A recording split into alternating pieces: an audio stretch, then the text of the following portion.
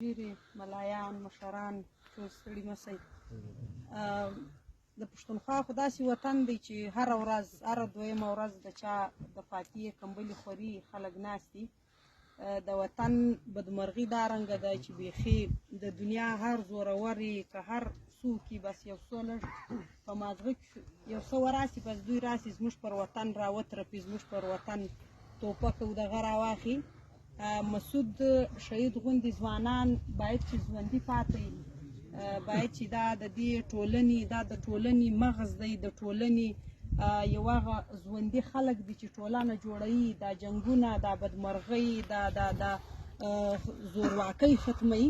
نو په داسې حال کې چې عام خلک راځي د سملځای یو ډېر کوچنی کلی دی ډېر کم خلک دي پکې په دا رنګه کلي ته هم یو څوک ناولده راننوځي خلک دوه ځوانان له ځان سره وړي یو دوه ټوپکې ورسره وي او د یو کور کیسه عمرو له ختم کړي یو ځوان ژوند چې کوم دی دا واخلي.